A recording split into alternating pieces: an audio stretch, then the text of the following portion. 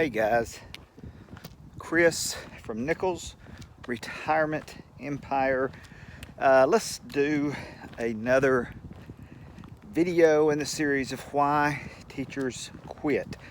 To my understanding, this last year had the highest percentage ever of teachers leaving the profession.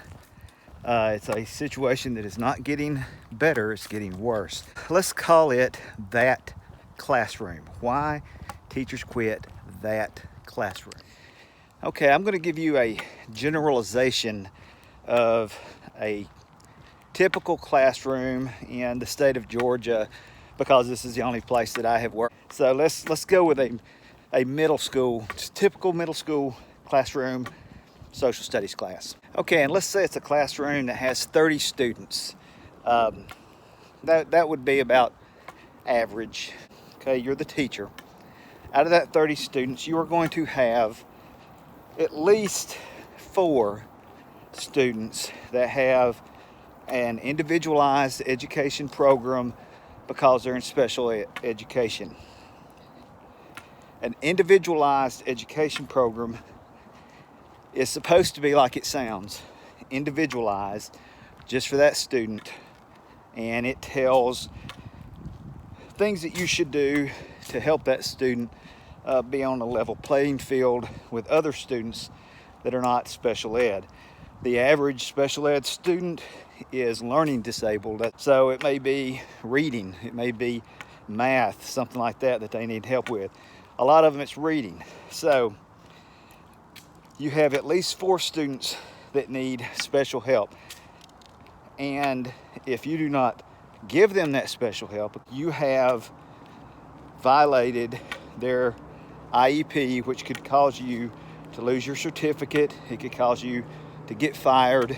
You are going to have, let's say, at least 3 students that are on a 504. Students that have some type of medical issue that causes them to have to be helped in some kind of way. Basically, it's like an IEP. It could have to do with their vision. It could have to do with ADHD. Now, I've seen everything else in the world. It could be something where a student has digestive problems, and they have to be able to leave the classroom quickly. You may have students that are diabetic. You may have students, there's all kind of situations. If you do anything that violates their 504, same situation before, you could be liable. You could lose your certificate, be put under investigation because you violated the student's 504, which is a law passed by the federal government. So let's see, that is 7 students. All right, you're going to have 2 students that are classified as homeless because they don't live in a traditional home setting. Maybe they live with their grandparents. Maybe they're in transition and they don't have a permanent home. They live with some other kind of relative. There's all kind of circumstances. We're going to have needs that you have to be aware of and take care of and things like that, and kind of know what's going on with the counselors and all that type of deal. So you'll have at least 2 homeless. So let's say that's 9 students out of the 30. You're going to have at least 1 student that English is not their first language, and they are going to need help provided usually through another teacher, but you have to coordinate things with that teacher and make sure that student has their needs met because they may or may not speak English at all. And so you have at least 1 of those. So that's 10 out of the 30. You're going to have at least 1 student that observes some type of religion that is entirely different from the other students. Maybe they have religious observances that nobody else has, and they don't match up with the other kids. So you really have to be sensitive and make sure that that student is not being put on the spot or bullied or anything like that due to their religious beliefs because, as long as you're aware of that, you can, like I said, be sensitive to that and know what's going on with them. So that's 11 out of the 30. You're going to have at least one student that is going to have some type of sexual orientation that is different from the other students that, again, you have to be aware of. You have to know what not to say, how to keep the other kids from saying something that will be harmful to that student or bullying that student. Both those two cases that I mentioned are civil issues. If you did not do that, you would be violating that student's civil rights. That's 12 out of the 30 students. At least 30% of the class is going to be some type of minority racially, in general, in Georgia, in most places. Again, you have, they're a protected class by law that, you cannot discriminate against people based on race. You have to be able to understand what, how are they different? Are they different from other students that you have that are the majority in that classroom, or do they act differently? Do I need to not say certain things? Do I need to not do lessons in a particular way? What are the things that I need to know about with that? Because again, I don't want to be, charged with violating some students' civil rights, based on something that I say in a classroom. Female students are another protected minority by law. Got to be careful. I can't do things that are, unfair. For any of those different groups of students that I've mentioned prior to this are at a higher risk of being bullied. The way that Georgia has bully classified requires that if some student claims that they are being bullied, they make a bullying claim, then it requires an immediate investigation.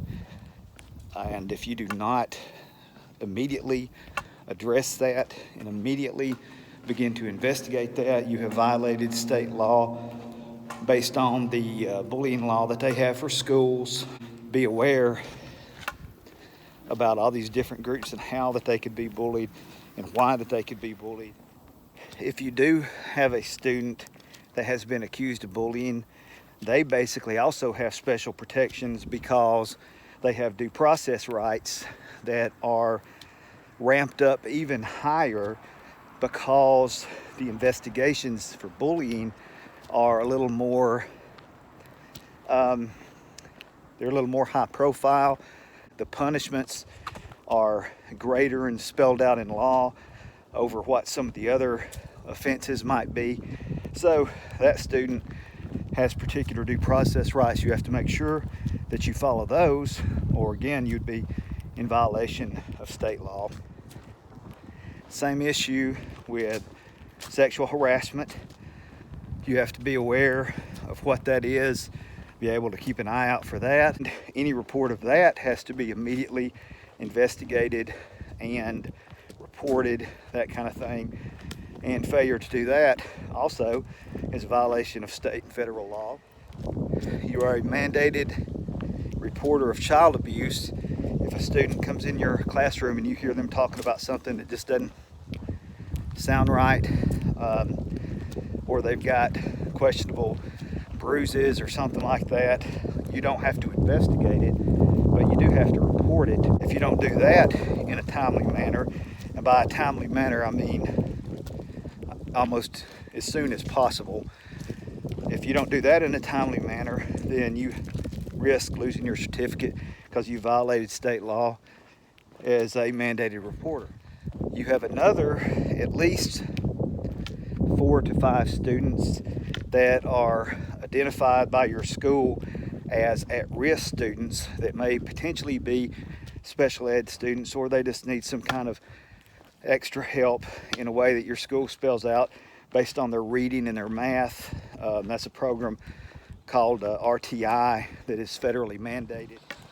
So you can see that well over half of your students have some type of special need that you need to be aware of. You have a drawer full of files for each one of those students that tells specifically what you are supposed to do.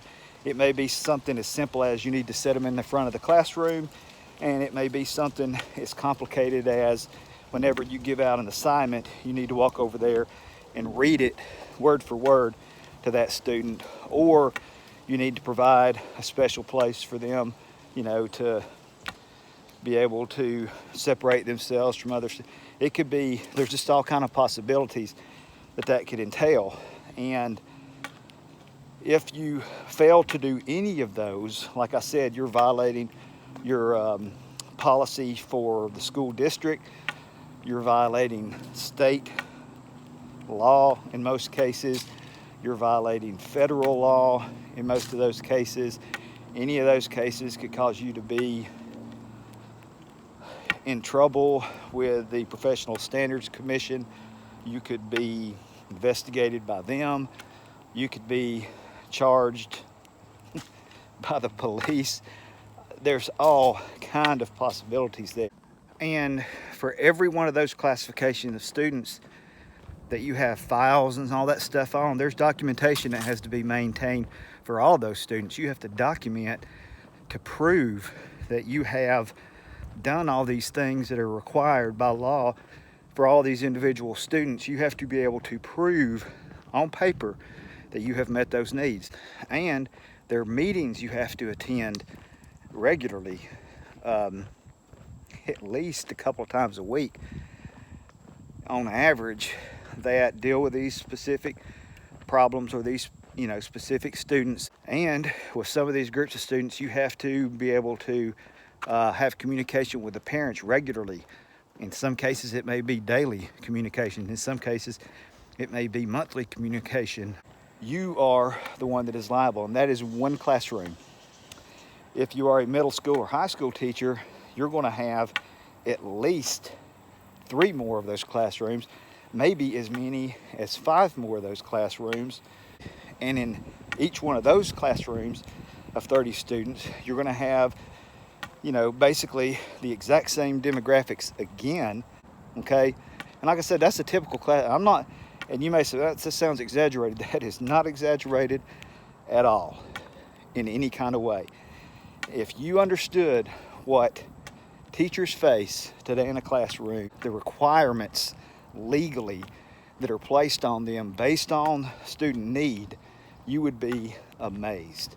I don't have a problem with us saying that we need to address all those needs in a special way individually and that kind of thing. But if we're going to do that, we need to equip the schools to be able to actually do it.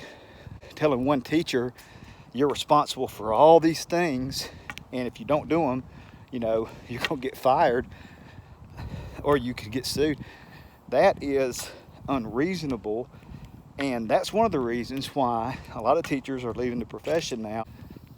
It is a huge, huge burden and responsibility that they face just in a regular classroom, just based on those things.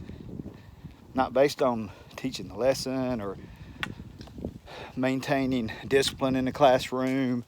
I hope next time you see something in the news about a teacher and you feel the need to get on social media or start saying stuff about what a terrible job teachers do, and teachers don't, you don't have any earthly idea what it's like, the responsibility just to have a classroom.